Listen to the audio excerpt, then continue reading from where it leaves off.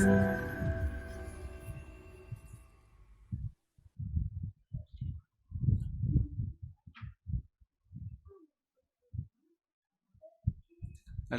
Assalamualaikum warahmatullahi wabarakatuh, and very good evening to everyone. Tonight, we are going to have what we have been posted around on what we call it a Harmony Week and Interfaith Dialogue on Religious Responses to COVID-19 in Malaysia. We are indeed delighted to have four distinguished speakers representing four different religious groups. We have Mr. Muhammad Faisal Abdul Aziz, President of Muslim Youth Movement of Malaysia or ABIM. How are you, Mr. Faisal? Yeah, Alhamdulillah, I'm fine. Thank you, Prof. Okay, okay. And we also have yang berbahagia Dato Choo, who's the advisor of Buddhist Missionary Society Malaysia. How are you? I'm fine, thank you.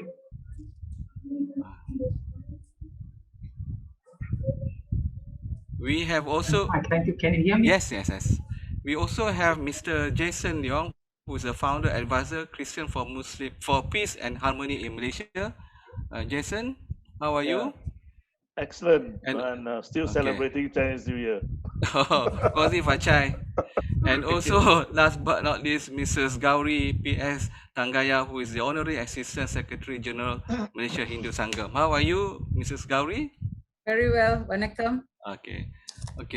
So we would like to thank everyone for spending this valuable time tonight to discuss on this important subject. Okay, ladies and gentlemen, as the COVID-19 pandemic reached its 1-year mark, the role of religious institutions has become more vital than ever.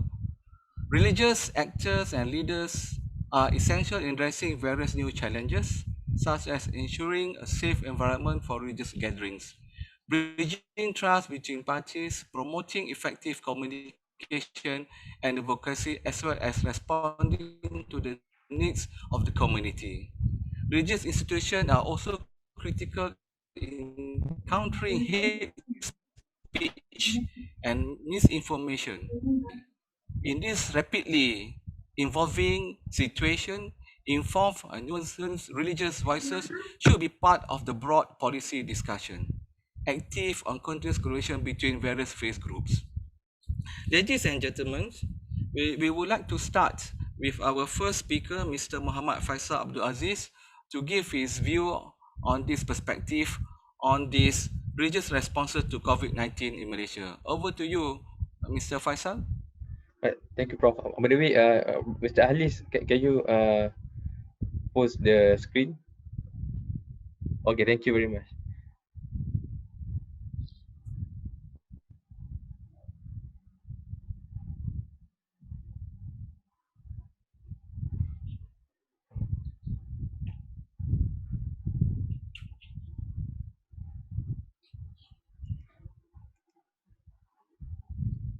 Assalamualaikum warahmatullahi wabarakatuh. My respected teacher, Associate Professor Dr. Azam Adil, and all IAIS team, my esteemed panelist friends, yang berbahagia Dato Choo, Mr. Jason Leong, and last but not least, Puan Gowri Thangaya, and all virtual participants. Before I begin, let me congratulate ABIM for conducting this webinar entitled Faith in Action and Interfaith Dialogue on Religious Responses to COVID-19 in Malaysia. It is indeed a very timely and very important topic. Next slide. All right, my dear friends, given these trying times that we are facing right now, i.e. the catastrophe of COVID-19 pandemic, it has become sort of a reset button for us all Malaysians and all human beings across the globe. And it is a fact that COVID-19 has driven us to reset the way we live our lives, especially in the field of health, conducting seminars, events, and also sharing views. Okay, slide. Can you share the slide? We can't see the slides at the moment now. Okay. Alice, can you help?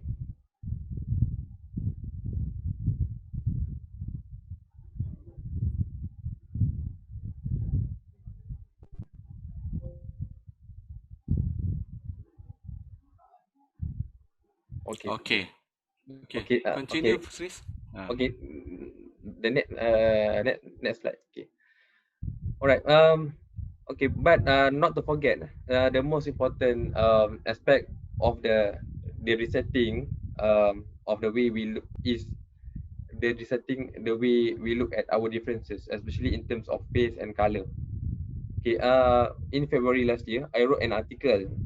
COVID-19 a means to defeat our common enemy, where I emphasize on how, in this time of grief and anxiety, our minds shifted from looking at differences to uniting everybody to find the way out. All right. Can you see? Can you show the next slide? Okay. Previously, on social media, we can see the devotees of various religions praying together according to their faith for this pandemic to be eradicated. And this is not just any prayer to defeat our foe, but a clear symbol that Malaysians, regardless of their beliefs, share a singular love and compassion. There is a love and compassion for their country and this earth. And looking at the bigger picture, similar pattern for us should be normalized in finding solutions to the problems inflicting all of us. It must be through a concerted effort, mutual understanding, and bold actions to go beyond color and religious differences in charting the solution. The next slide. Okay. Taking as an example, the culture of helping each other. ABIM together with Project Wawasan Rakyat or Power, we launched a campaign #Bangsa Malaysia and #Bantu Membantu to eliminate any sentiments discriminating any races from receiving aid. So indeed, with concerns to COVID-19, everyone who is in need, especially the B40, should be attended to. And this includes vaccination, SOP to deter the spread of the virus, and all-inclusive health facilities, failing which we may see the worsening state of the pandemic. And apart from that, there are many pressing issues demanding all multi-piece organizations to sit together discussing the solutions. Okay, the next slide. Okay, among the issues include the sustainability of our well-being. Okay, my dear friends, this is very important. COVID-19 does not come out from the thin air, and of course, the coronavirus disease caused by virus SARS-CoV-2 falls within the category of zoonotic disease. I would like to quote statement by pharmacology academician of University Technology Mara, UiTM, Professor Madya Dr. Velayan Subramaniam, dated 36th of June 2020, where he emphasized that COVID-19 falls within the category of zoonotic diseases.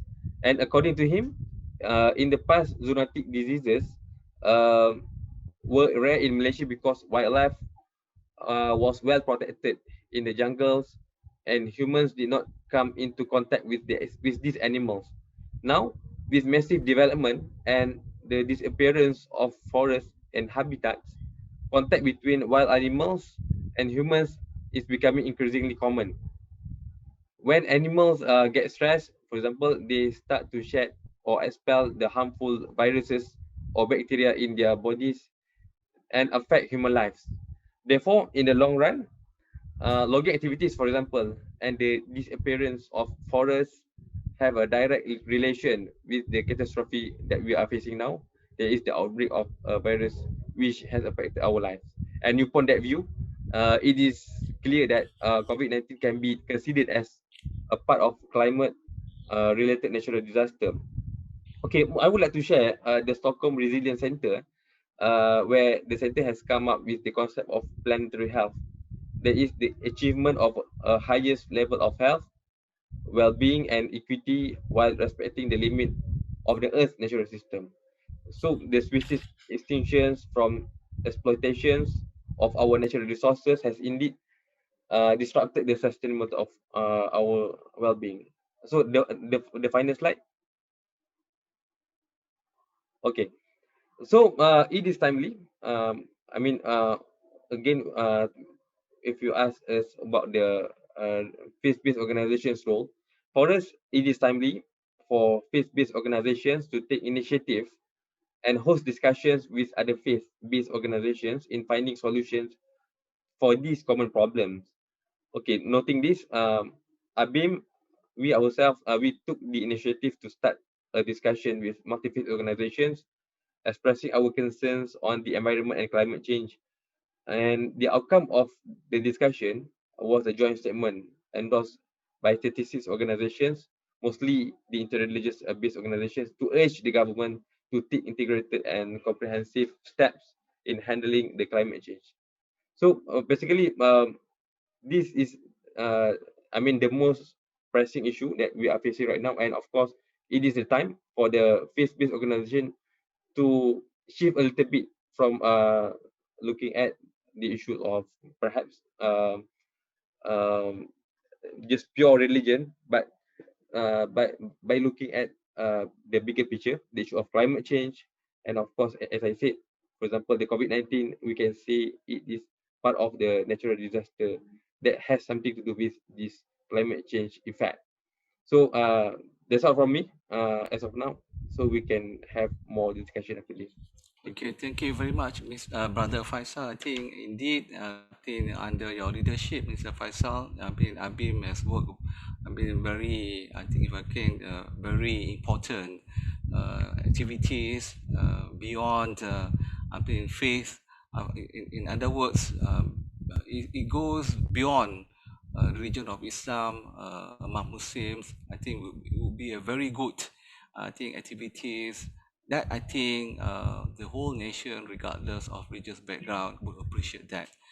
And I think helping and also assisting people that, I mean, somehow, if I can say, get difficulties of this COVID-19 and the impact of it, I think we go beyond what we call whether you are Muslims or non-Muslims. We are under one, if I say, missions, how to tackle the issue and to help the people, the affected people. For that, I would like to thank, I mean, the President Faisal, the President, and also ABIM. We move to the second speaker, yang berbahagia, Dato Insinyur Ang Choo Hong, who is the advisor Buddhist Missionary Society Malaysia. Perhaps Dato Ang, can you share your view on the perspective of these religious responses to COVID-19 in Malaysia? Over to you, Dato.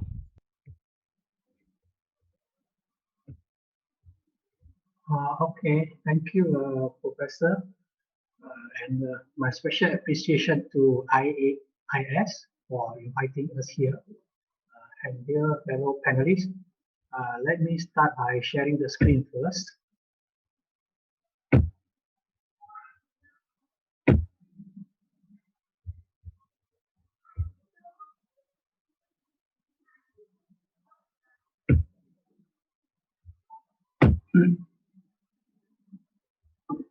Now, I would like to begin this discussion by presenting first a result of an interesting study done in Japan by one of my friends, a professor in the university in Japan. He did the study during the COVID-19 peak period last year, and some of the interesting findings are here. In a worldwide pandemic, 35% of the population say no role for religions.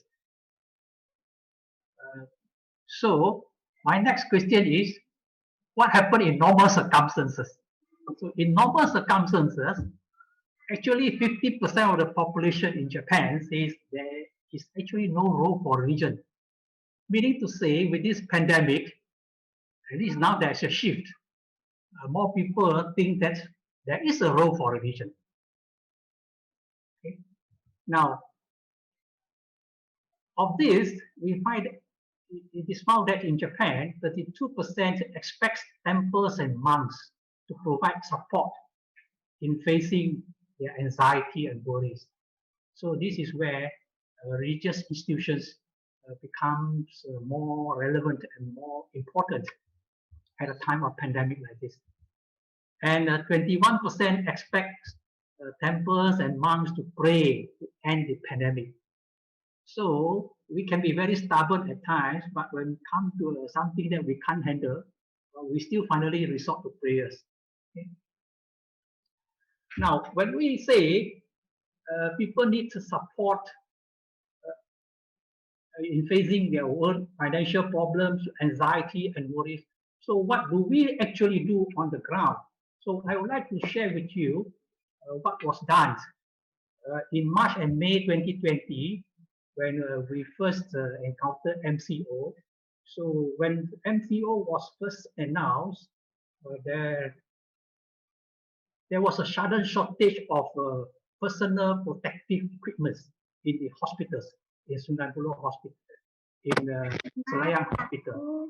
And Selayang Hospitals requested help. And this is actually my home that was turned into mini factories with 2 sewing machines, with my wife, my children, and my grandchildren helping out. And this old man's can't do much, so we just take photograph. But actually, the man did the laborious job of packing and unpacking, and sending up to the trucks and things like that. Okay, so this is what we can do as a religious institution to help out in times of need. And this is another example of done by the Buddhist Missionary Society Malaysia. This is the idea of Metta. We call it Metta pantries. Metta pantries. We set up 7 Metta pantries in Jalan Ipoh, Taman Bayu Perdana in Kelang, Taman Sentosa in Kelang, Bukit Pusat Bandar Puchong, and then Kajang, and then Sedang Raya. It's a very simple concept of providing the necessities like oil, rice, biscuits, Milos, and things like that in the pantries, and anybody who feels the need to have it can come and get it. And of course, there will be people who talk about, the problem of some people who come and take away everything and things like that. But then, as I always say, you want to do charity, you must prepare to face problems. To do charity means to ask for some problems to be solved. And in that process, we also face some problems. But then that is part of learning how to do charities. So the amount is not much, and this is an opportunity for the members to chip in. So some people chip in 10 ringgit, some 50 ringgit, some 100 ringgit. But then we were able to run the 6 pantries in all these locations. And this is another one that is done on every last Sunday of every month. We call it Metta to the Street Friends. This is done in Klang. Okay? Distribution of food to everybody, irrespective of your race or ethnic background or your religion. It's for everybody who is in need.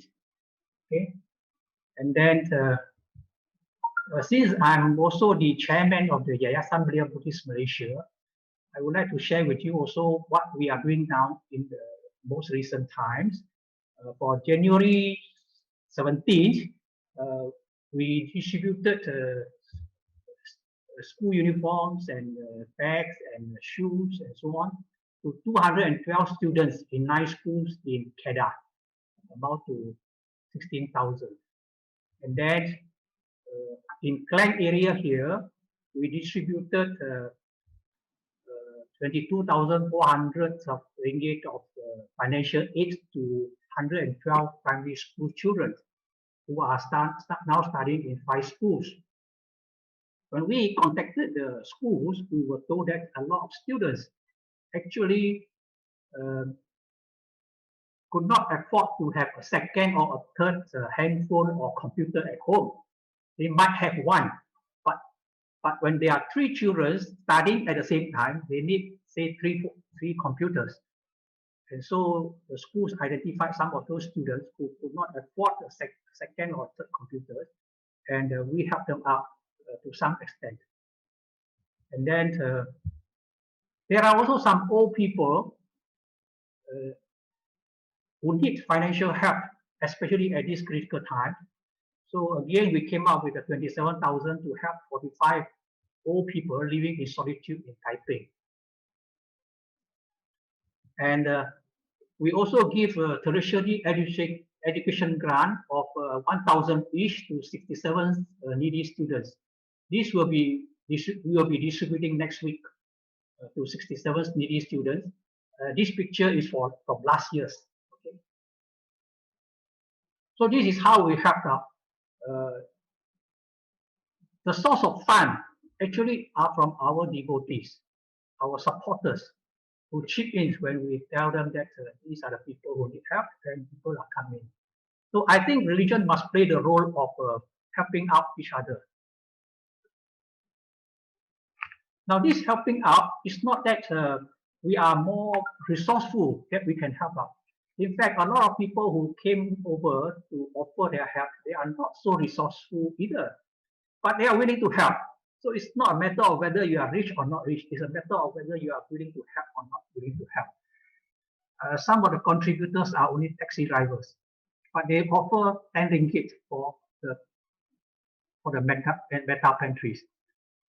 Some may be just a wage earners. He offered 500 ringgit for the school children.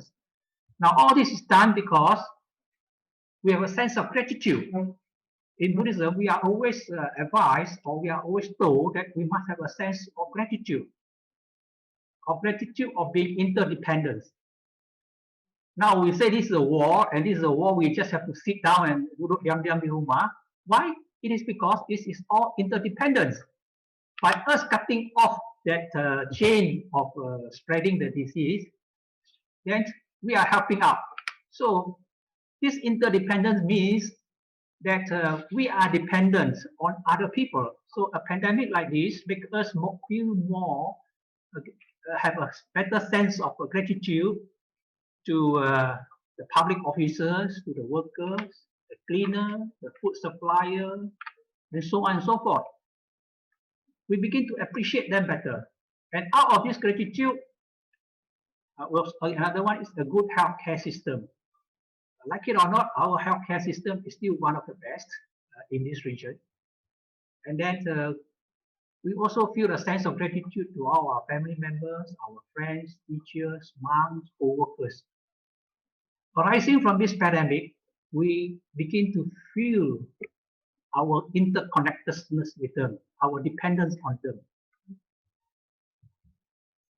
The Buddha said there are two types of people who are hard to find in this world. Which two?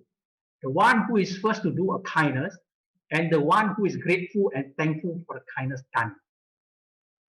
That's why it is not enough for us to do good. We also have to be grateful. This is from the Mangala Sutta. In the Mangala Sutta, it is mentioned, respectful and humble, contented and grateful, and frequent hearing of the Dhamma. This is the highest blessings. So in Buddhism, we don't have to wait for the blessings to befall on us. We have to work for the blessings. Therefore, by being contented and grateful, we are actually acquiring a kind of blessings for ourselves. Now, having said this, how do you show our gratitude? I think just to say gratitude alone is not enough. We need to turn that gratitude into actual actions, which we call dana, which I had shown to you in the earlier slides. All the charity work done, those are dana. And I'm connecting these two together because we are performing dana, not that we are more superior, or not that we are more resourceful, but because we have a sense of gratitude to humanity. And dana is not only in the terms of material resources. We have to think in terms of consoling the affected one, and then carrying out blood donations, and keep to stay at home, and also to carry out dhamma dana and Abaya Dana. Dhamma Dana means to share the teachings, and Abaya Dana means to reduce people's fears. So you can see that in the Buddhist Missionary Society in Malaysia, on the first week, Wednesday of every month, we have this Dharma talk to guide the listeners how to face these challenges during this difficult time. And for the Yayasan Buddhist Malaysia, of which I'm also the chairman, this one we are doing it weekly. Every week we have a talk. Now, having talked about gratitude and dana, the next thing I would like to talk about is sila or discipline. In Buddhism, we always say sila or precepts. And we always say the precept of no killing, no stealing, no lying, no sexual conduct, and no drinking of alcoholic drinks. Now, these are the 5 basic disciplines, but actually the meaning of sila is much wider than that, which means discipline. And I think the MCO is a good opportunity for us to discipline our speech, our body, and our mind. We used to be what we used to be. We used to be very impulsive and indisciplined. We do whatever things we like to do. But with the MCO, then sometimes when we have nothing to do, we feel bored. And there are even some people who complain bored that they must go out and do something. Yeah, that's what I say. I want to do something.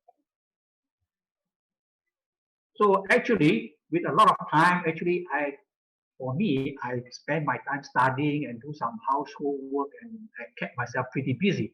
So actually, it depends on how we discipline ourselves. And one discipline is to return home, and home is the place. And I think we human beings nowadays spend too much time out of the home. It's time to return home. So MCO is good in that sense. And to wash our hands is also a form of discipline. And to cover our mouth. So treat this MCO as the best opportunity to discipline ourselves. This is called sila. And no need for a place for retreat, we look for a better place or a holier place for something. But actually the home is the place. So for us, even if I don't go to temple, it doesn't matter. As long as I have the temple in my mind, that's okay. Okay, the next thing is I call it the right actions. Blameless actions. Again, this is mentioned in the Mangala Sutta. I think time is running out, so I will just jump that one. Then we don't spread unconfirmed or useless news. As if not enough problem with the pandemic, we see so many people spreading unconfirmed and useless or fake news to make situation look even worse. So I think right actions, we don't do all those kind of things. And another thing is don't complain unnecessarily. When we complain, we are actually adding burdens to others, and we are also burdening ourselves, make ourselves more restless. And emotional outburst is contagious. So just take it, face it. No need to complain unnecessarily. Every time we complain, it's like throwing out rubbish, and actually nobody likes rubbish. Yeah, And certain right actions like eat less, use water wisely, don't waste food, all these are right actions. Now we have to be mindful also, keep our mind mindful, right? Mindful, or you call it sama, sakti. We don't have to turn this into racial or religious issues, which we sometimes come across in Facebook. It's as if we have not enough problems, add problems to problems. This is a universal pandemic that we are facing. It's nothing to do with race or religion or even countries. And why waste our time debating where it comes from China or USA or God sent or is it a biological weapons? We are wasting our minds on unnecessary things. Or even talking about whether caused by this government or that government. So we need to reduce our anxiety by focusing our mind on the real issues. Focus our mind on what we can do and not what we can't do. Because by focusing our mind on what we can't do, we are confused and defiled mind would not help us in any way. And lastly, I would like to share the right view. In fact, right view must come first, but I put it in the end because right view is something which is more difficult for us to understand. Right view of fragility of life. By looking at how our life is going on now, we come to appreciate that birth, decay, old age, sicknesses, and eventually death. This is fragility of life. And in this pandemic, we can pause and even stop at times, ponder over this, rather than to just being carried by the current of the mouse race, where we just follow the main current without pausing and stopping to ponder what is all this all about. By having the right view of fragility of life, we will have less anxiety. We will come to accept that, well, this is only a temporary transition of our live stream in this world. So just take it as it comes. And even have a right view about sicknesses. Some people say, oh, this COVID-19 come to you because of your bad karma. Well, the Buddha says, if you blame everything on your past karma, that is wrong view. And yet this wrong view is being keep on spreading. Somebody get into sicknesses, we say it's because of past karma. The Buddha says, if everything is due to past karma, you don't have to do anything. Just blame everything on past karma. So we must understand that having the right view that sicknesses, old age, and eventually die is part of the package of being a human being in this life. So seeing it like this, we feel much more comfortable.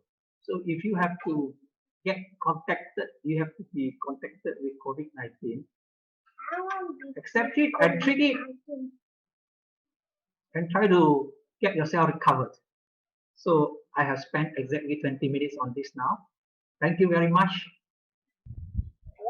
Okay, thank you very much, Dr. Ang. I think your presentation is quite, you say it is 20 minutes. I think we would like to still listening, and I think it is quite fascinating and enjoying. Listening to your presentation. I think like what the previous speaker said, that I think when it comes to a difficult moment like we are now facing, I think we go beyond religious, if I can say religious groups. I think in that sense that you mentioned that how in your society you have this Metta pantry. I think that is also, I think perhaps that would be a very good the idea where this pantry equipped with basic food that most people that really need of it will go and have. And I think it's go beyond whether you are Muslims, you are Buddhists, or Hindus, or Christian, etc., etc. I think you also mentioned some of the, if I can say, universal values and also attitude that I think everyone should adhere and practice. As you mentioned, I think how to say gratitude and turn action into dana. So the dana, of course, in the Malay word, dana means fund, dana, duit, dana. So it's also meaning in that sense that I think what you said just now, towards the end of your presentation, with regard to the right actions that everyone should take. Just don't just simply blame. I think don't say that, oh, this is somehow what maybe as a human being we did something, we did a mistake, but of course there's a lesson that we can learn. But I think what the important part that you mentioned, that we have to make sure that everyone does the right thing accordingly. With that, Dr. Ang, we would like to thank you very much. We now move to the third speaker, Mr. Jason Leong, from the founder and advisor of the Christians for Peace and Harmony in Malaysia. Mr. Jason, over to you, please. Thank you so much, Prof. Dr. Muhammad Azam, especially for the kind invitation and to give me an opportunity and privilege to share a bit on the interfaith dialogue and also on the various religious responses to COVID-19. So similarly as the previous two panelists have shared, the Christian response from the Christian perspective, I have just summarized it into 5 words. In this manner that we respond in love, we respond through adaptation, respond by promoting, respond by countering false information, and we also respond by providing. So the first one very quickly, this is the main commandment, the very heart of Christianity, the Christian faith is about love, loving your neighbor, loving God, and the greatest commandment is to love your neighbor as yourself.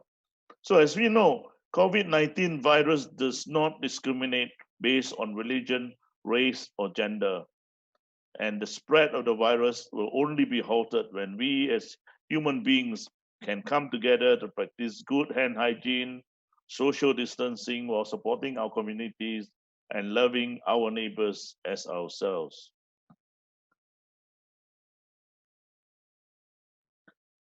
The second response is adapting to the new circumstances. Many people are now using the term the new normal. The new normal is now going to be the way forward. I don't think in terms of COVID-19 and the pandemic, the world can go back to business as usual. The whole world has changed in terms of business, in terms of faith, in terms of teaching, in terms of everything. So this is a major adaptation of how we deal with what we have in front of us.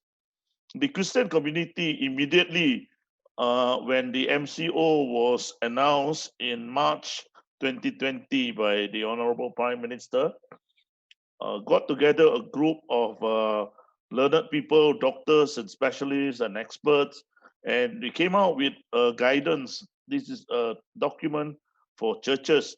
This was published in May the 4th, 2020, which was based on international and national health authorities' guidance on public gatherings and to tell the church how going forward how the church should be operated and all the various precautions, including advising the churches to develop alternative pastoral approach. Why is that an alternative pastoral approach needed? Because it is very easy for churches to just go online and say that we hold our service online and you can follow it. But that is not good enough because sadly, there was one case in a church in the country where a single old lady died. She stays alone in her house, and during the MCO lockdown, she wasn't infected by COVID-19. Somehow she collapsed and died, and nobody knew about it. And it was only about 72 hours later that one of her friends found out. And so a lot of churches was kind of given this wake up call and felt that there need to be a very important role for the church members, I mean, the pastors and leaders to provide hope and to provide connection. So, at least for my church, my pastor decided to record daily video messages to the members. So every day he was sending out a video message, put on YouTube, everybody gets to hear something. So at least we are comforted by the fact that the leader is showing the way forward. And we were taught to show more humanity because in the light of what has happened, Christians must provide connection and community. So we need to check on each other. So now the practice and the call is make a phone call, an audio phone call instead of a text, sending a text. Intentional phone calls by pastors and leaders to all the members and friends. Try it if you have not, because I think many times we have forgotten how to make audio phone calls. It's so easy to text a message and say, and then you WhatsApp somebody, and then that's it. It's become very impersonal. But a 5-minute conversation actually over the handphone, and better still, if it is a video call, it will make a world of a difference, especially for those who are alone and for those who are lonely and they need that kind of human connection. Thirdly, promote. The church was promoting hygiene and sanitation, especially in keeping with the religious teaching. And more so, especially for the Christian community, if you follow the news, you will notice that the first COVID-19 death was a pastor from Kuching in Sarawak. And he came over to West Semenanjung, Malaysia, and he actually met with some of the pastors in my church, in DUMC, Damansara Utama Methodist Church, and actually infected one of my pastor and his wife, and they were also warded for observation. And there was one very serious case in my church. This man had the longest record of a man who went into ICU in KLGH, and then for 55 days, all the doctors have given up hope on him. And they thought that he will just die, and because every of his organ was failing, the kidneys were failing, the lungs were failing, the heart was failing. But miraculously, he recovered and he was healed completely, and he was discharged. And that not only gave a lot of hope to the frontliners and especially to the hospital people who found out, even when they have given up hope, yet the divine God is so good, will still give that miracle, especially. So that is why the role of faith and religion is so important, because religion provides hope when all human efforts fail. So many churches today remain closed despite SOP allowance providing for small gathering, because of the greater need for the church to show, how do we show love to the community by not to contribute more and add on to the inspection. So the church rather close their services and go online entirely. Fourthly is to counter and educate. We need to counter all forms of stigma and discrimination. And it became very real in the early days of the pandemic, especially when the public center cluster came into being, and there were all kind of very cruel, unkind, unfair, unreasonable remarks on social media, and things were getting very racial and extreme religiously. And churches as like CPHM and even NCOM, so we play a role in asking all the Christians never to do this kind of blame game, because we must always maintain the dignity and rights of everyone. Because nobody wants to get COVID-19. It's not their fault that the thing happened. In fact, of late, the tabligh cluster is actually nothing compared to the factory cluster, like the Teratai cluster, Top Grove cluster. That one is even bigger now. So, and then, this is what is happening. So what is important is that from the Christian perspective, we treat every human being as a person and as a precious human life, irrespective of his legal status, whether he's a documented or undocumented migrant. So NCOM actually released a statement, because there was one time about the Rohingyas and the foreigners in this country. There was a lot of anger about them. And but now I think the government has also taken note of that, so much so that our Malaysian government today has made an announcement that for the COVID-19 vaccine, it will be provided free of charge also to all foreigners as well, including those who are who are documented or undocumented. And the Minister of Health, Mosti,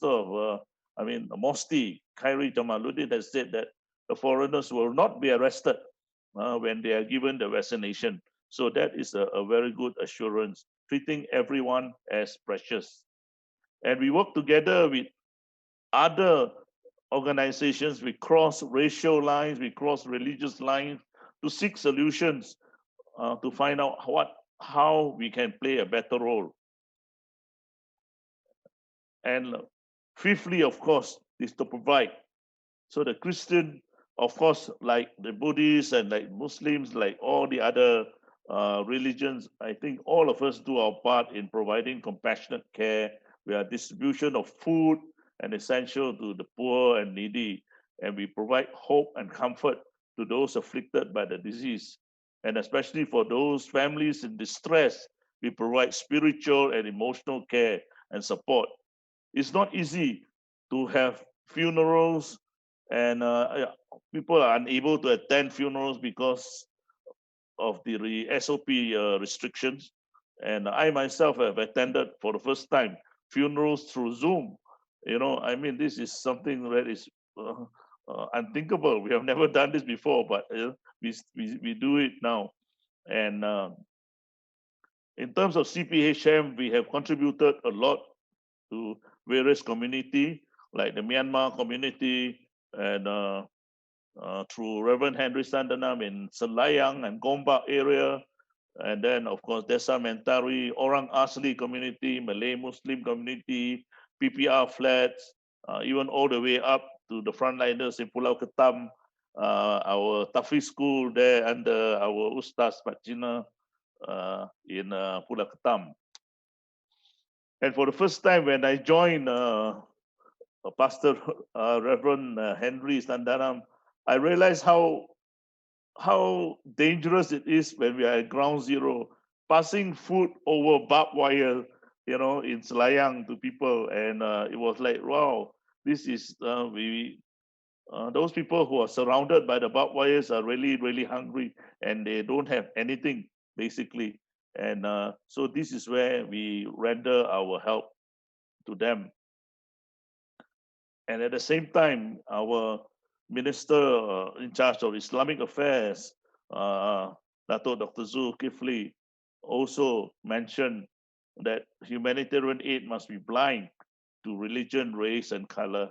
In fact, he got a phone call from one of our trustees in CPHM, Reverend Jonathan.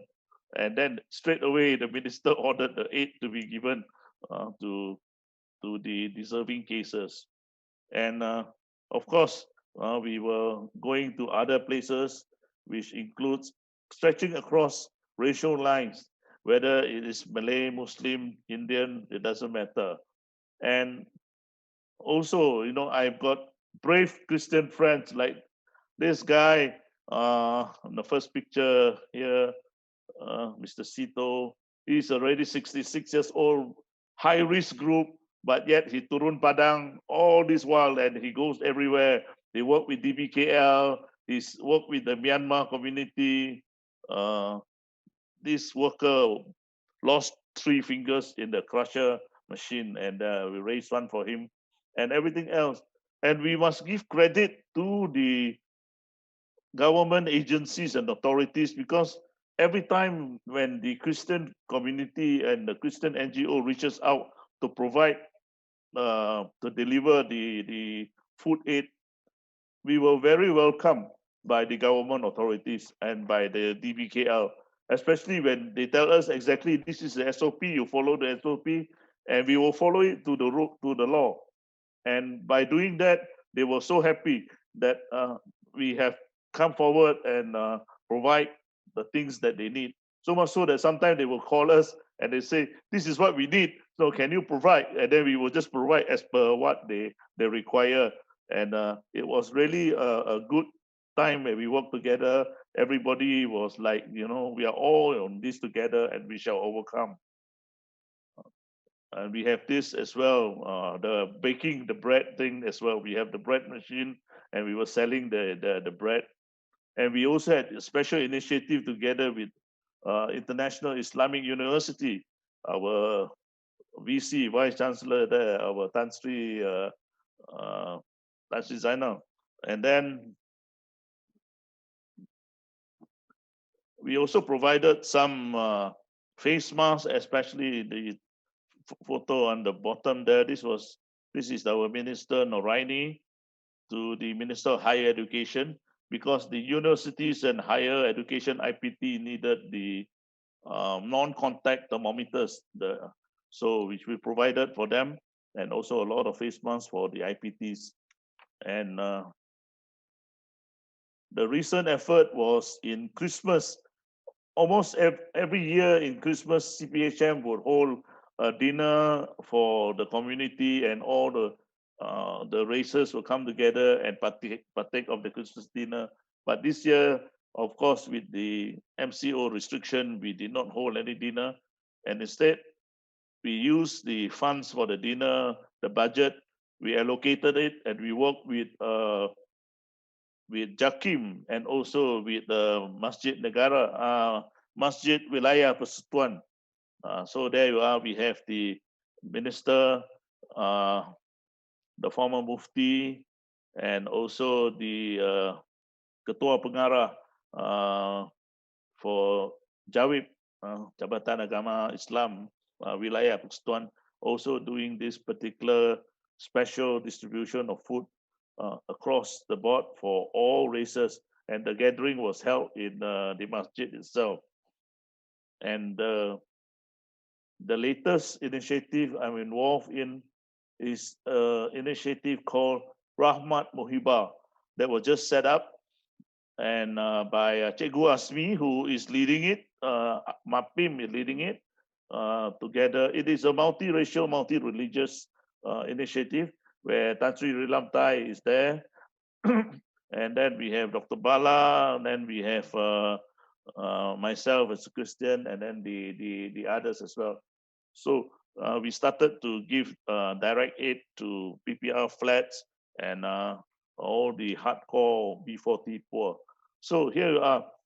In terms of COVID-19, the religious response is ongoing, and we all do this because we are in this together and because we love all Malaysians. And by doing this, we will know that we shall overcome. Thank you. Okay, thank you very much, Mr. Jason. I think it's also, quite fascinating presentation from the Christian perspective. I think you have covered very interestingly these 5 elements of love, adapt, promote, counter, and educate, and also provide. I think in this, the discussions under these 5 important elements, I think you have mentioned some of the activities that the CPM has conducted. I think like what the other speakers said as well, I think at this particular moment we go beyond region, and I think we don't blame certain religious group for giving troubles of this COVID-19. I think one of the examples that you mentioned precisely in the early of this COVID last year, when people blame of this tabligh group, and now you see it, people blame these factory workers giving these numbers to thousands, in fact, until now. So that will be something, I think, the discussion presented by, Mr. Jason. And I think towards the end of your presentations, you mentioned this, I think perhaps some sort of, the activities under this name of Rahmat Muhibah. We go beyond religious groups, and I think that will be certainly important for Malaysians, especially in this multi-religious society. Thank you very much, Mr. Jason. Now we move to Mrs. Gowri P.S. Thangaya, who is the Honorary Assistant Secretary General, Malaysia Hindu Sangam. Mrs. Gowri, over to you, please. Unmute, please.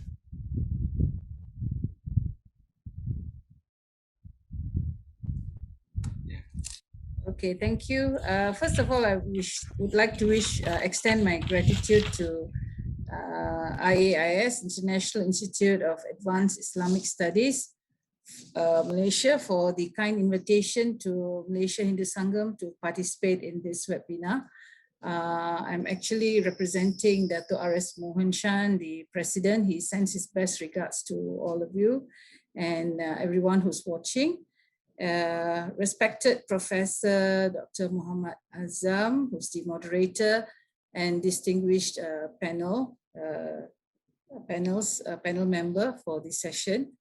We used to celebrate Harmony Week face-to-face every year with various events organized by the government body and respective religious institutions and open panel sessions. But this time around, things have changed. And as many of you have mentioned, the new normal way is to communicate via online. So this is definitely a good opportunity, a timely opportunity to share our views on religious responses to COVID-19 in Malaysia.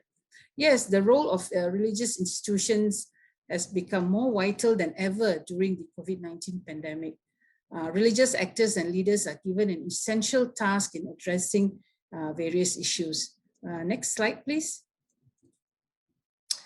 Okay, this COVID-19 pandemic presents major challenges in profound and still evolving in many ways. Unquestionably presents an era-defining challenges to public health. High death tolls. Currently in Malaysia, as of today, I think the number increased to 1030. Yesterday was 1005. Today, the death toll was quite high. 25 of them died of COVID. So an extreme economic and social impact in Malaysia and worldwide. This raises questions about how religious institutions, beliefs, leaders, and practices are contributing positively and less positively to the ongoing coronavirus crisis and response. Next slide. Definitely, religious actors and leaders have very large roles to play, particularly in addressing challenges centered on safe religious gatherings, adaptations of rituals, building trust among its believers, promoting effective communication and advocacy on the various SOPs and guidelines and rules and regulation that is being, put forward for us to adhere to, and identifying and responding to the needs of the communities. And also critically involved in countering hate speech and misinformation. I think most of our panels have said the same thing. Addressing various domestic conflicts. You can see the increase in domestic violence cases, child sexual abuse, and even suicidal cases during this COVID-19, when although, like what Dato Ang said, it's good to stay at home, you can free your mind, but sometimes in families where there's more conflict, there's a lot of other things happening. And as reported by Ministry of Women and also Women's AIDS Organization, the numbers have increased in tremendously, because they get calls almost every day on cases of DV and CSA. The same thing we went through in Malaysia Hindu Sangam, among our people, among Hindus, among Indians, when we were approached, in so many ways, how we can help them to ease their problems. So these are some of the important issues that we need to address. Of course, geopolitical associated with the crisis, although all states and groups of states are weakened from this crisis, but still there were havoc in fragile states, triggering of widespread unrest, disruption in humanitarian aid flows, and limits of peace operations, worldwide. Therefore, in this rapidly evolving situation, religious voices should be part of the broad policy exchange based on an informed and nuanced understanding of the current developments. And this is actually what happened in our country. when Malaysian government authorities worked very closely with all religious body through MCC BCHST. In fact, I also wear another hat. Besides being the Assistant General Secretary for Malaysia Hindu Sangam, I'm also the Honorary Secretary General for the Malaysian Consultative Council of Buddhism, Christianity, Hinduism, Sikhism, and Taoism. And so there was very close work between the Malaysian government from the very first day, from the very first beginning of the COVID last March. And of course, they were in contact with individual religious institutions as well on how to manage various things under different religions. For example, if Hinduism, there's so many temples, there's more than 2,000 temples in this country. And we were supposed to disseminate the information on how the temples should, transform, how they're supposed to adhere to the SOPs and various different other restrictions. An excellent communication and cooperation rendered to appease all religions and in respect of their practices. In fact, this is actually brought, a sense of peace among the religions in our country, because the government did, I can say, listen to our vows, to our worries, to our requests, because all religions had the worries of their devotees in so many ways, because they were not able to practice what they were normally practicing, especially not being able to go to the place of worship. That was really very, very daunting to them. And we were, as a religious institution, bombarded with many questions and worries and, not being peace with the current situation. So we were very thankful for the Malaysian government to actually listening and in many ways, giving us some leeways on how certain things we were able to practice. Okay, next. Faith-based organizations and religious institutions in Malaysia have been in the front line, mitigating the impacts of COVID-19 and providing communities with much needed guidance and support. This is really obvious from the 3 presentations that we listened and saw just now, exactly what was done, within the Islamic community, the Buddhist community, of course, the Christian community, and of course, I'm going to share what happened among the Hindu community as well. Next. Okay, 17th March was an historical date, because that was the date when the very first meeting of religious leaders with the Director General of the Ministry of Health. We heard before that this pandemic is here, and the government is taking action and so many things, but there was no direct communication between the authorities and the religious leaders on actual situation, what was happening. And on the 17th of March, this is the day before the announcement of the first MCO on the 18th of March, if you remember very well last year. And it was explained, the crucial situation was explained, and how the Ministry of National Unity, as the coordinating ministry from 4 non-Muslim places of worship, will work together with the Ministry of Health and together with the National Security Council, or MKN, Majlis Keselamatan Negara, to come up with the XOP. Actually, what was transpired during that meeting was the concern that during the lockdown, all the places of worship are going to be closed. This was a news. This was historical news, which never happened in our country, and it was very shocking to everyone, right? But we were told this have to happen. You want to contain the virus, we need to take all these measures. So as the Malaysia Hindu Sangam, as the apex body and the mother body for Hindu religion, Hindus and the Hindu temple affairs, were directly involved with every step taken by MOH, by Ministry of National Unity, as well as the National Security Council from the very, very beginning. Next. Okay, just you know, some very little introduction about Malaysia Hindu Sangam for those who are not familiar with our organization. Malaysia Hindu Sangam is a government-recognized apex body or mother body for the Hindu religion, Hindus, and the Hindu temple affairs in Malaysia. Established way back in 1965, we have a national council comprising of 27 directors, and we have state council in all the 14 states in Malaysia, including Sabah and Sarawak, with local council reaching to 140 at district level. This situation actually helped us to reach the ground, right, for all the responses that we carried out. And we have about 500,000 Hindus as members, ranging from individuals, temples, and other Hindu NGOs which are affiliated to us. And we are also the Hindu representative in the MCCBC-HST, as I explained just now.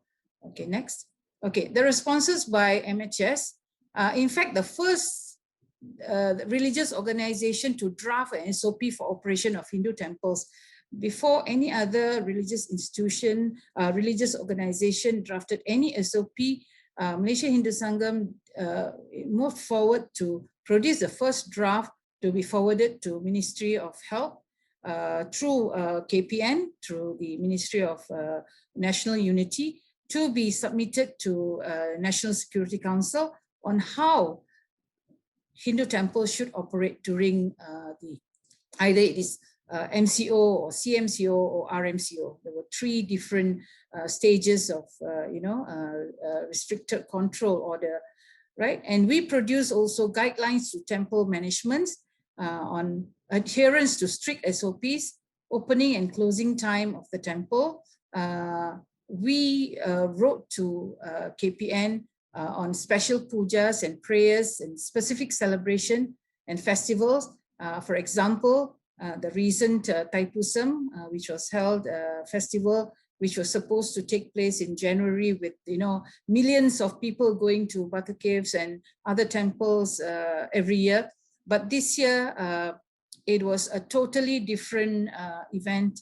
And we are also thankful for government since they allowed, the chariot procession without the devotees, with full protection of the police from KL to Batu Caves as well. This also happened in Penang, because this is part of the very main ritual. So the government did, as I said before, adhere to our application, our plea that this should happen, and please give us an opportunity. And it took place with every standard operating procedure that there is. And also for weddings, it is really very disheartening, because weddings are, occasions where every year and every month, people get married. This is a very solemn occasion, a registration of marriage, which is now sort of like totally not able to be done, especially in MCO areas. All right. But government is giving some leeways for the current one. Of course, there is no ceremonial, because for Hindus, there is 2 types of weddings. Of course, we are supposed to do the legal wedding, the registration of marriage, either in the temples or in Jabatan Pendaftaran Negara. And of course, the ceremonial wedding in the temples usually, with many people attending. So we were not able, so there was a lot of qualms among the families and the community not being able to conduct the children's wedding. In the earlier part, they already paid the wedding planner, they made all the arrangement, but suddenly due to the MCO, the weddings have to be cancelled and postponed. And this happened many times, because because of the current situation, depending on the numbers of cases, government took adverse actions, in proclaiming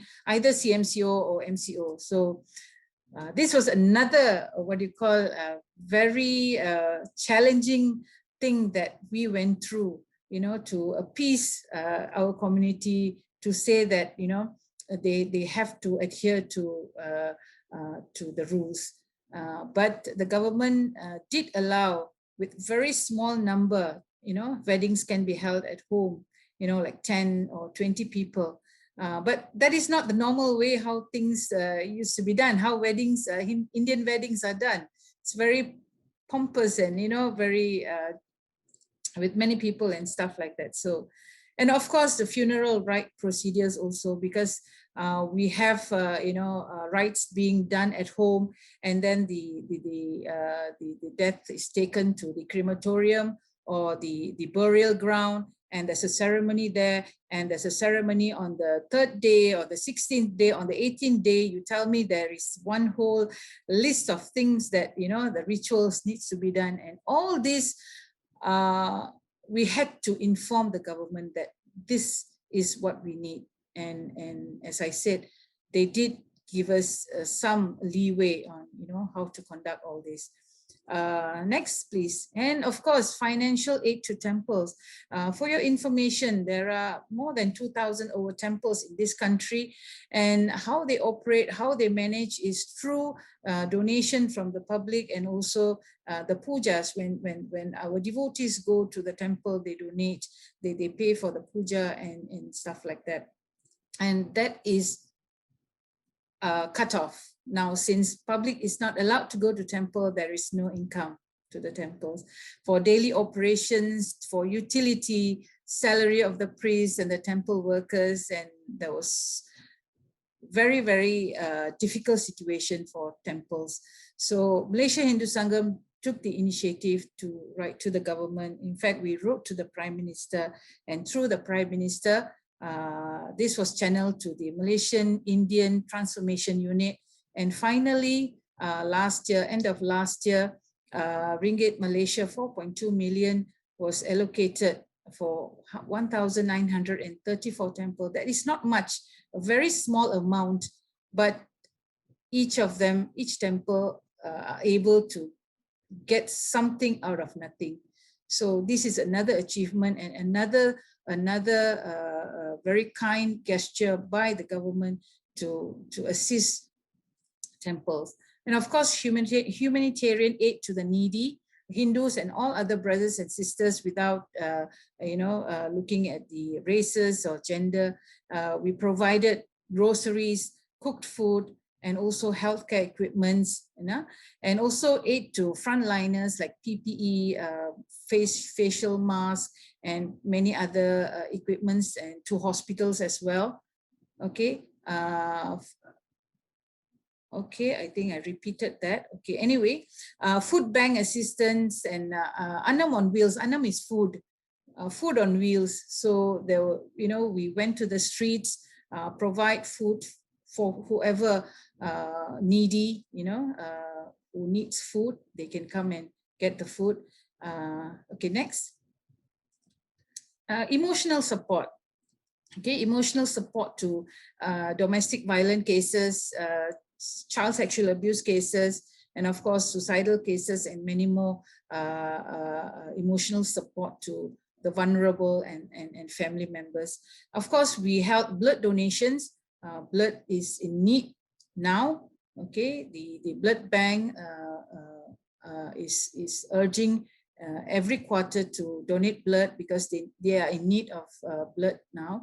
So we conducted blood donation in conjunction with Swami Vivekananda's birthday, and a special need by National Blood Bank. So we did that last year, and it's ongoing now because the Swami Vivekananda's birthday is in January, extended to February. So it's ongoing now. We are doing not only blood donation, but also encouraging organ donation. Of course, at the same time, last year, our government started national census, but had to stop the face-to-face, census taking due to the COVID, and they started with e-census. So we also did, Malaysia Hindu Sangam took the initiative to give awareness and promotion of the national census and e-census to especially Indians and Hindus, because we want them to take this opportunity to actually register the information in the e-census, which is ongoing now as well. Okay, next. Okay, religious dissemination and spiritual sharing, as many of you shared, it's very important. It's very important that we stay with the belief, that the COVID is here not because of our karma, but it is a pandemic that is affecting the whole world. And we provided online religious talks, hymns, guides on home prayers. Many of our celebrations, we were not able to go to temples, so we guided our community, our people on home prayers. Okay, online children religious classes, we organized so many religious classes, so that we interrelated it with the current situation, so that they are at peace, to stay calm, and continuously pray for the well-being of everyone, not only in this country, but also throughout the world. Okay, next. Okay, now I shall show you some pictures. After these are all pictures. These are the donation. Sorry, these are the funding, the pengagihan, the funding for the temples, which is currently we have covered 3 states, Perak, Johor, and Malacca. This week we are going to do for Wilayah, and forward we are going to cover other states as well, Kedah, Pahang, northern states, and stuff like that. And these are some of the first picture you can see. This is Anam on wheels, food on wheels. Yeah, we have food and drinks, and anybody who needs food, they can come and get it. And the temples also, we encourage temples to serve as community centers, so that those needy, they can go to temples and get their provisions as well. And we have many groups, as I told you, our local councils worked very closely with Jabatan Kebajikan and other civil society and organizations, to provide health equipments and other groceries, and also in conjunction with Deepavali and other celebrations, And this is why we say it is a blessing, although it is a crisis, but it is a blessing, because we could see, our people, this is the blood donation, our people withstanding race and religion, coming together to see that, we need to help each other. We need to help our neighbor. We need to help another community. And this was done willingly. And through, of course, a new normal way. My Sangam is one of our way. Malaysia Hindu Sangam's Facebook channel is a live chat, on providing information. Okay, the first one was the challenges faced by women. We talked about domestic violence and sexual abuse and suicidal cases. And of course, as I informed just now, the importance of e-census. So we also educated, we gave awareness on this. We have live shows and live talks so that people can watch online. We don't have to go face to face. These are some of the events that we had. That was in Perak, and this is in Penang. We also had, online symposium, a preview on domestic violence and child sexual abuse. Okay, next. Okay, the Thaipusam, as we said, we prayed from home.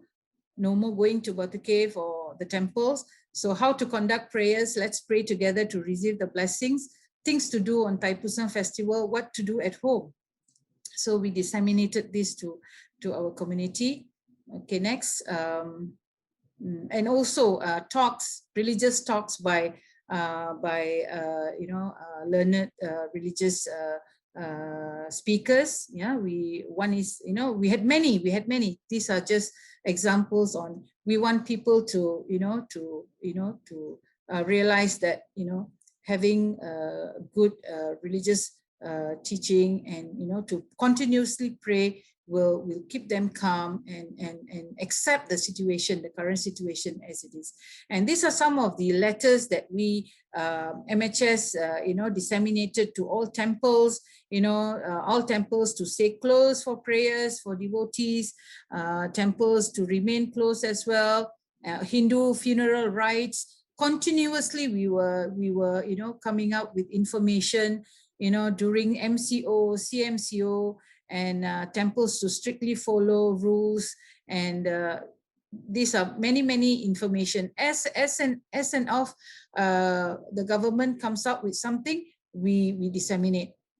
Okay, this is something that was done by MCC BCHST, by the Archbishop of Kuala Lumpur, a pastoral letter from Vatican, in conjunction with the International Day of Human Fraternity. We also disseminate this information, of all communities coming together and praying for the well-being of everyone. So this kind of messages, we disseminated to all religions so that we stay together to fight that, this pandemic. Okay, next. Okay, besides this, we also worked closely, MCC worked very closely with the World Health Organization Malaysian chapter. Every time there's a celebration, they would usually come up with infographics. So MCC provides them with the information.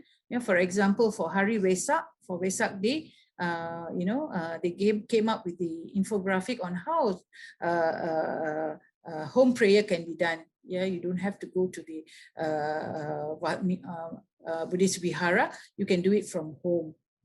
So this kind of information we disseminated by working together with other organizations. And also we also MCC produced a video, a YouTube video, Unity in Diversity, Many Faiths, One Nation. We focused the video on frontliners, their sacrifices, humanitarian activities by all religions, call for government to all Malaysians to work together in eradicating COVID-19 pandemic, and a prayer, for everyone. So that is basically how we continue, with our service, our response during this COVID-19. And my final say to all fellow Malaysians, we are together in a boat on stormy seas as we face this crisis. Let us continue to look out for each other, extend care and help, especially to the most vulnerable around us. With one heart and mind, we remain united to overcome every challenge together. There is nothing a resilient nation like Malaysia can't weather. And I will end with a quote from our Agong. We will, he said, we will get through this together as Malaysians, as one country. This is the time for us to be strong and persevere. For God willing, we shall prevail. We shall continue to pray for the nation and the world. Thank you very much. Okay, thank you very much, Mrs. Gowri. I think this is also a very fascinating presentation from the Hindu Sangam perspective. I think you started your presentation with the role of religious leaders, and I think we have been repeating from the previous presenters with regard to how to deal with this. Some people who came and promote this hate speech among these religious groups, and how I think you mentioned what quite important issue, how to address these various domestic conflicts.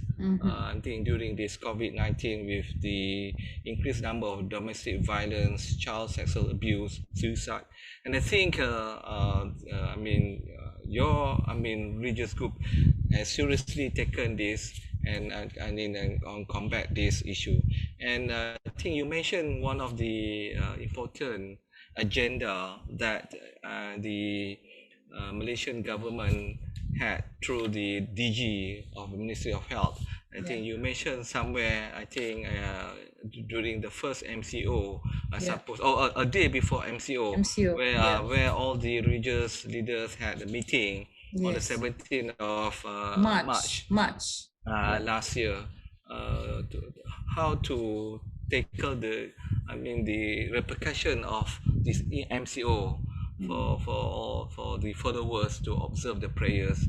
I think like Muslims as well, I think it is also quite a challenge for us during this first MCO to deal with the daily ritual obligations, and then after a couple of months we experienced the Ramadan, Yep. what we call it a silent Ramadan, as well, followed by a very, very, if I can say, another silent Hari Raya Puasa. I think experience by all the religious followers in Yeah. Malaysia amid this COVID-19. I think the activities that by this Malaysia Hindu Sangam also had carried, I think similarly with the other Yeah. groups, I think we go beyond Yeah. religious Yes. matter. I think religious base. I think that would be fascinating for Malaysia. Thank you very much again. Yes. Thank you. We have, I think, we would like to go for the, if I can say, the next round for this discussion. I think we receive one or two questions here through our Facebook for, views as well. I think there's one question directly through this Zoom. Um, Indeed, Malaysian religious organization played very important role in the present Malaysia. We know that we know that we have done a lot of damages to our environment. Looking ahead, what's the panelists' view of the need for the Malaysian government to put more emphasis on environmental cleaning project? This is I think something to do with perhaps in your first part of your presentation, Mr. Faisal, on this.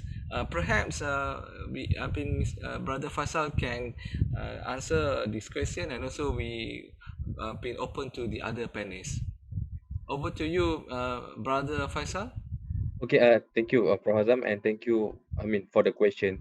All right, before I answer, actually from the presentations, we can see uh, the wonderful experience of Malaysian society, where we can see we as a Malaysian people, we are relatively religious based community, and we always attach ourselves with religion, and especially in the time of grief and anxiety, and we try to find a way out through religious channels. So we have in the Sangam, we have as many as religious based organizations to offer help to mitigate this kind of COVID-19 pandemic adverse effect. Okay, come back to the questions about the issue of climate change. As I said, actually, in fact, in my presentation, I have presented one of our effort to have a joint discussion with our religious partner.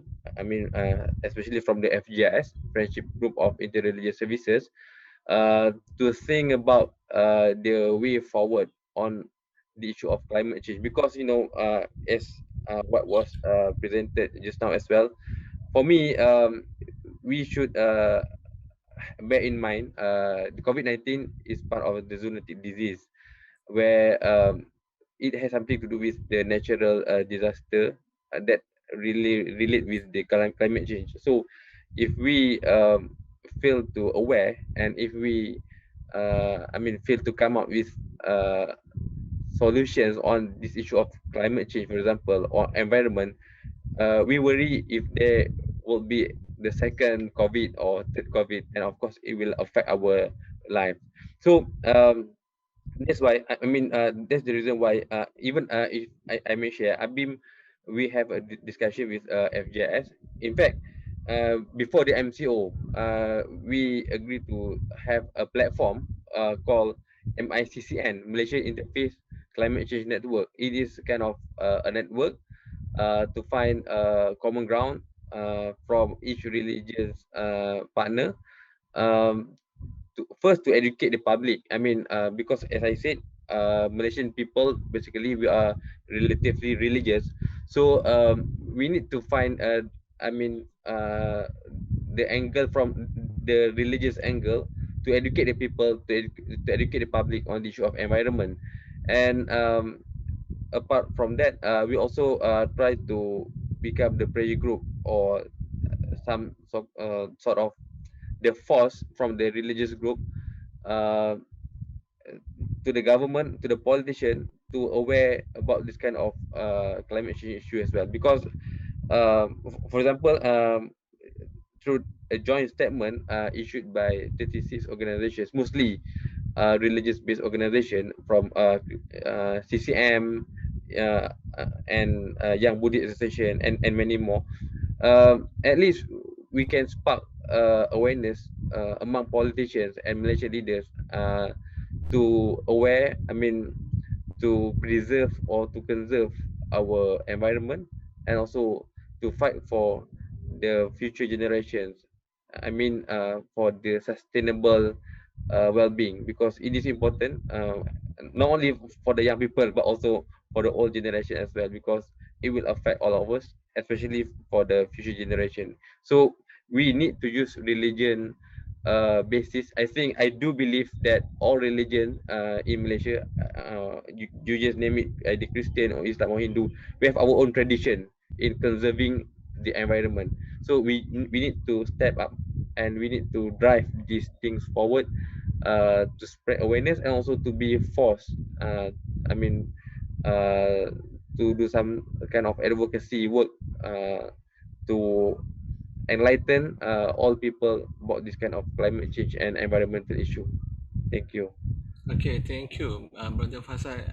Is any other speakers or panelists who would like to respond? Okay, I totally agree with what was shared by Brother Mohamed, because as he said, all religions share the same, responsibility, not only towards a human, another brother or sister, but also the trees, the animals that is around you, and the rivers, because in all of our religious scriptures and verses, it is very, very precisely mentioned that, especially in Hinduism, every aspect has a soul, not only the human being. The tree has a soul, the animal has a soul, even the water that is running in the river has a soul, because we believe in karma and dharma, and we can be reborn as a tree, we can be reborn as an animal. So this is something that had to be addressed very timely, and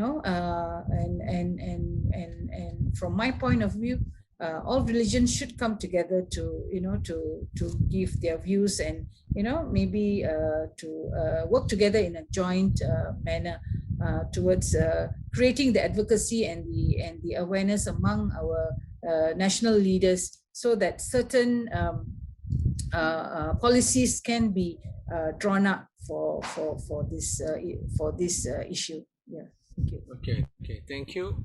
There is another question by Brother Sayuti.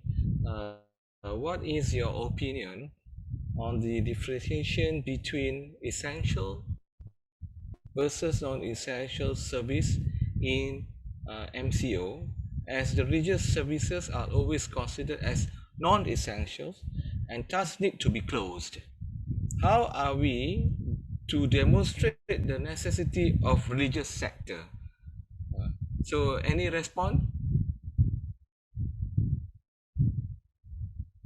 So these religious services are always considered non-essentials. I think when the government talk about essential and non-essential, is from the point of view of economic activities. It's very clear it's talking about economic activities. So religious activities is not economic activities, therefore it's not essential. But of course, from the point of view of religious leaders, it's essential. It's for us religiously and spiritually is essential. But we have to look at it from another point of view. Essential in what sense? That you must go to the place of worship to perform it, or can you do it at home? So in that sense, it's not essential. For me, as a Buddhist, it's not essential that you must be at a place of worship to perform that. It's only essential for social purpose. We go to temples, actually the main purpose is, apart from spiritual, the main purpose is social. So that we do in a congregation. So in a pandemic like that, in a situation like this, then we have to know that is from perhaps the Islamic, it's the harus thing, you know, that you have to harus stay at home.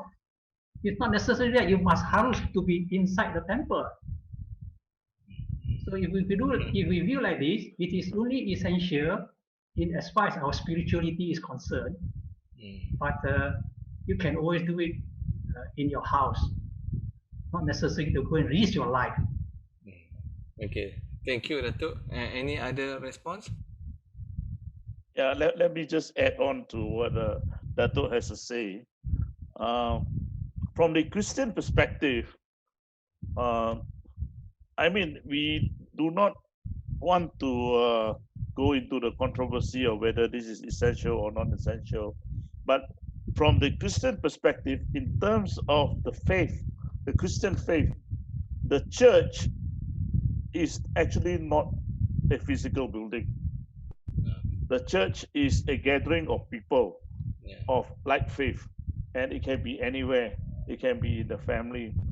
And in fact, looking at the side of the positive part, all the more the COVID-19 lockdown and the MCO has a special blessing in disguise, because for too long, Christian families have, in a way, kind of outsourced the religious teaching to the church as an institution, to the Sunday school in the church, to all the religious teachers, to all the people, the pastors, and the parents, the fathers and the mothers, and just take a step back. And I just send my children to school, to Bible school or to Sunday school, and that's it. They take care of the religious faith. But today, the parents have to do this in the home to lead the religious prayers, to teach the children what it means. I think it's the same too for the Muslim faith, you know, so where the father now leads the prayer. So I think this is the great blessing in disguise. So it's a good thing in the sense that I think it has brought the family closer now to the faith, and they practice it in a more meaningful manner. So therefore, there is no need to go to a specific place and to do the. It is all ceremonial. And as I said earlier, why did a lot of Christian churches decided not to open? Is because if we say we love the community and we love the neighbor as ourselves, this is a way how we can show love. There is no need to insist on our way and want to open because I have my constitutional right to open, you know, my fundamental human right to open. Not necessary. You know, this is where we say, you know, we will give up this right because we love everybody. We don't want to add on and spread the COVID infection and make it more difficult for everybody. So therefore, we rather, you know, shut down the church, and then we will always worship and pray at home, and it's still the same. Thank you. Thank you, Jason. Okay, Yes, maybe I just want to Gowri? add. I just want to add from the Hindu perspective. Although we do agree that mass gatherings can cause adverse effect to the spread of the COVID. When it comes to Hindu temples, we have 6 times prayers which is compulsory to be done. But of course, it is even during MCO, it is done by the priest without the attendance of the devotees. But it is the rites and rituals, some of the rites and rituals that we cannot perform at home.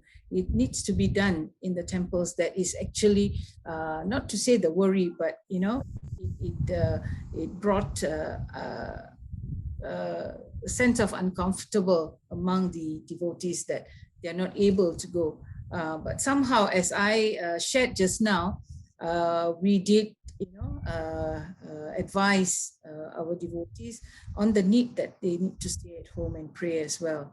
No doubt, the 6 times prayers done by priests in the temples continues every day, with the minimal number of people there in the temple. Thank you. Thank you very much, Mrs. Gowri. Brother Faisal, do you have anything to respond to that before we go to the last question?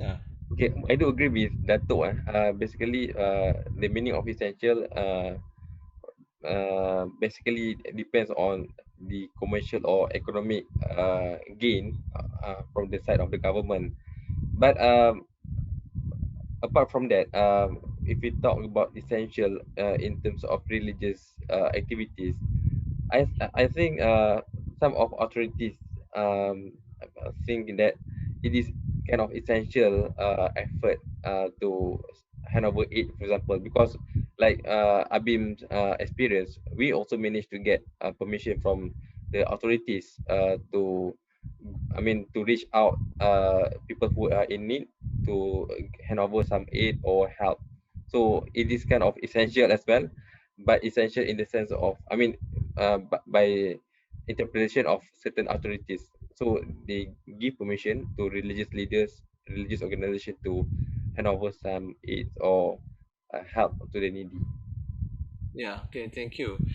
Talking about this, I think as far as the, I mean, Muslim is concerned, as far as Islam is concerned, when it comes to daily prayers, for example, I think because Islam is under the respective state matters, I think that depends on the jurisdiction of the state and also the power of the sultans. And I think we can see in Selangor, for example, the Muslims quite, I mean they argue, how come we can't go to the mosque, how come we can't go to the surau, but we can go to the market, we can go to any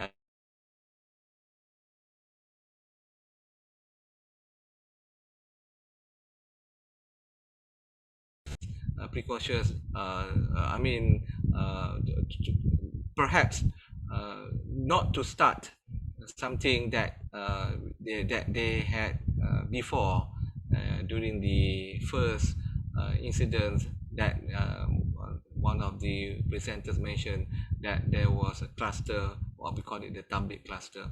But anyway, I think other states, I think when these COVID-19 cases improve, I think the suraus and mosques been opened, and then I think right now I think certain states have done so. I think we hope I mean the state of Selangor I mean will follow suit when the circumstances change, inshallah.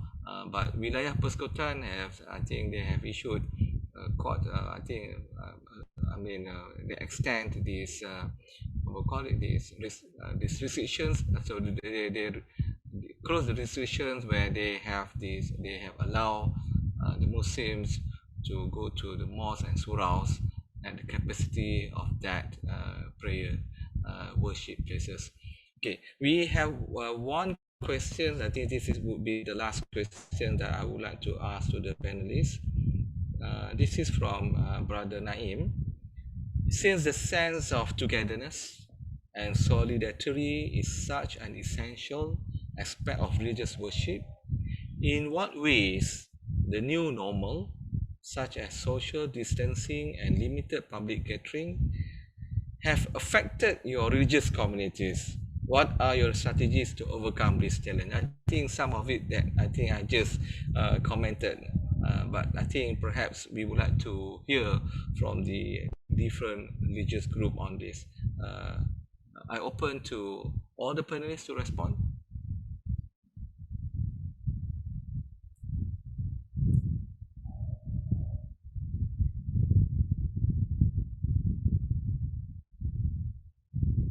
Prof, can you just repeat that question again? Okay. This is a, since the sense of togetherness and solidarity is such an essential aspect of religious worship, in what ways the new normal, such as social distancing and limited public gathering, have affected your religious communities? What are your strategies to overcome this challenge? I think some of it you have mentioned. Yeah. Okay. Okay, if you want to respond. Definitely it did affect, as I mentioned very clearly, it affected very much from the very first day last year, March. It was announced the temples and the places of worship are all to be closed, and there was a big ooh-ha, how can this happen, and no weddings to be held, and it cannot be accepted by our community because it is totally different than what the way of living that they have done, throughout their life. So and it was a big challenge for us to to actually bring them into perspective, to look at it in a macro level, that this is not only affecting our community, this is not only affecting the Indians or the Hindus, but it is across border. The COVID virus do not choose the Hindus only, or the Muslims only, or the Christians only. It goes across.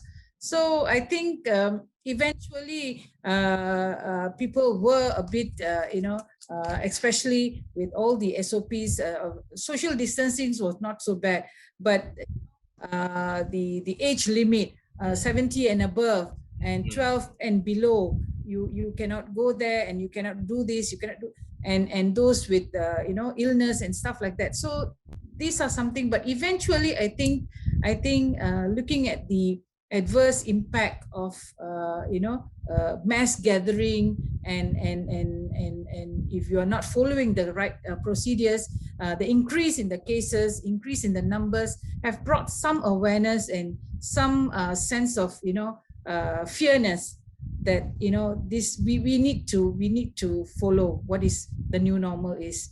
So at the beginning it did there was a big impact and effect when it comes to social distancing and things like that. But now I think they were able to adapt, since we have come quite a long way. It's more than a year now. So and we do not know until when. Okay, soon is going to be vaccination. Maybe it's June, or maybe it's next year. So they have to accept it. They have to accept it. Yeah. Okay, thank you. Any other response? Yeah, I think this new normal definitely has a negative impact on the religious institutions, especially as far as mass gathering is concerned. Now, just take one example. Now, most of the Buddhist children's schools are closed, and we cannot continue with their education because the children are already loaded with their online normal classes, school classes. So no children would like to continue on a Saturday or a Sunday for the religious classes. So practically all the school classes, religious school classes, are closed now for the Buddhist. So this is one example. And then for a lot of religious temples, Buddhist temples and organizations, because we are closed on Sunday now, so people do not come. So that cohesiveness is more or less immediately lost. So these are all negative impacts. Now, if you ask us what is the strategy now, actually, now it so happened that this pandemic happened at a time when we have WhatsApps and Zoom and whatnot. So everybody now is doing things online. But we cannot deny the fact that online cannot be as effective as on physically face-to-face. So we are hoping to go back to the old normal. So I think everybody is hoping that one day we'll go back to the old normal. It's a matter of time. So now, our best strategy is, of course, just to go online. And if you ask us what is our new strategies, I think nobody knows. We're only hoping that this matter will be over. And in Buddhism, we are very optimistic. We call this anicca, change. Eventually, things will change. Eventually, things will be over. If you treat this as World War III, World War III will be over one day. After all, World War II was over. So now it's World War III. And since it's World War III, don't expect things to be as usual. So we have to live in the normal that is different from when we were peaceful. So just live with this situation now, with the support of this online. We carry on with these strategies, and hopefully when everything is over by 2022, we'll be back to our usual peaceful life. Thank you. Okay, inshallah, hopefully. Okay. I think we would like to read. There is one positive comment from our viewers, Khairuddin Hussein. So he says that dialogues like this, what we have been doing tonight, should be promoted more. What needs to be done further is for common principles to be disseminated by all the religious bodies to their charges. We can then realize that we face common issues. I think that is indeed, I think, the positive comment. I think what we have been doing, I think, is good. I think the representative that we have tonight in our webinar tonight, I think, spoke at the same language for this matter, and I think we hope that I think if not mistaken, Ms. Gowri, you have mentioned that I think we live in what we call it in a society, what we call it how to have this unity in the diversity in Malaysia. I think that will be very, very important. So before we end our program tonight, may I would like to call Mrs. Gowri to start first for the last few words. Ms. Gowri, Mrs. Gowri. Yeah, thank you, Prof. As what Dato Ang said, this will also, we will also pass this. This is just a passing cloud. Every event that has taken place in our country, we have learned the lessons. And we have to learn this lesson as well. You know, every day we are learning different lessons on an everyday life, not only on religious aspects, on economic aspects. You know, some people are really suffering, and some people are fortunate, and we really have to reflect that as well. And rightly said, Prof, unity in diversity. I think we have to celebrate that. You know, whatever that is withstanding in our country, whatever challenge that we have, we can definitely get through it by working together, by respecting each other, by helping each other. We will definitely pass through this as well. Not only this pandemic and any other challenges that we are going to face in the future. Thank you. Okay, thank you. Can we have Mr. Jason Leong, please? Thank you very much. As you know that I'm happy to note that comment made by the viewers just now. And as we are also aware that recently the Prime Minister launched the Dasar Perpaduan Negara, that is the National Unity Policy, together with the action plan or blueprint for 2021 up to 2030.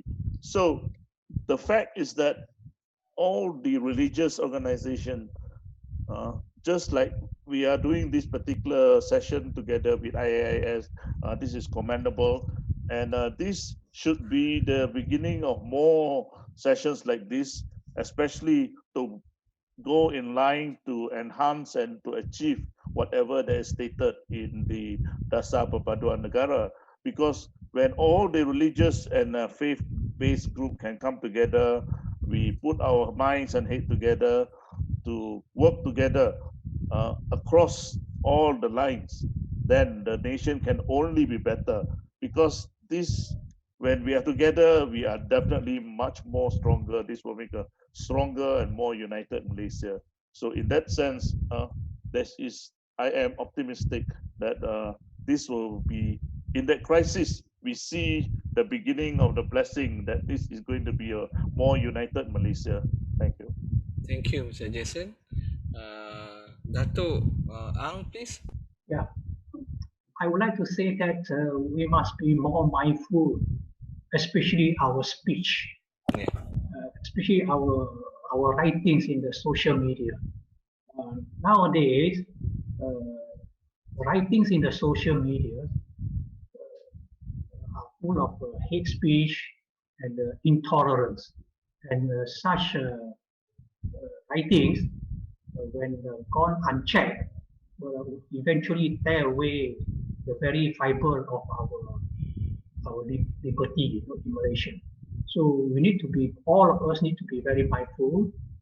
Don't create unnecessary don't create unnecessary remarks. Try to be very mindful of what we are saying, so that we can maintain a harmonious society. Thank you very you, much. Dato. And last but not least, Brother Faisal, please. Okay, as what we have shared, through this COVID-19 pandemic, we can see the silver lining. That is, we from all segments of religion, we unite together to fight against this pandemic. But the question is, after this COVID-19 pandemic being eradicated, or after we have found, even now, in fact, we have found the vaccine, after all of Malaysians were vaccinated, uh, does it mean that we will go back to the square one? Meaning to say, we will be divided. We cannot see the silver lining. We do. I mean, we do our effort in desegregated agenda, and no longer look at the common ground or common benefits through all religious segments in Malaysia. So this kind of the things, I think, of course, COVID-19 pandemic is a disease, but we should see the silver lining behind this. And of course, but what next after this COVID-19 being eradicated? Will we be going, I mean, go back to the square one, or we will adapt with the new norms, and we will adapt with the silver linings that lays behind the COVID-19 pandemic? So we hope to see more progressive Malaysian in the future. Thank you. Thank you very much indeed. I think on behalf of IAIS Malaysia, we would like to thank again all the speakers, Brother Muhammad Faisal, Abdul Aziz, the President of ABIM, yang berbahagia Dato Insinyur Ang Choo, the Advisor, Buddhist Missionary Society Malaysia, Mr. Jason Leong, the Founder and also Advisor to the Christians for Peace and Harmony in Malaysia, and also Mrs. Gowri P.S. Thangaya, the Honorary Assistant Secretary General, Malaysia Hindu Sangam. I think what we had discussed more than 1.5 hours tonight, I think is a very important thing. I think we as Malaysians, I think despite we have a multi-ethnic, multi-religious background, we only have one country, that is Malaysia. So believe that the nations believe that unity is very important, and I think what the government has announced recently, like a couple of days ago, I think it was yesterday, under this Dasar Perpaduan Negara, the blueprint until 2030, that we look forward for these discussions, activities that can promote this unity among Malaysians in the future can take place. With that, again, I would like to thank all the panelists and all the viewers. Good night and thank you. Assalamualaikum. Thank you. Thank you very much, Thank you all. Andre. Thank you, IAIS. Thank you. Thank you.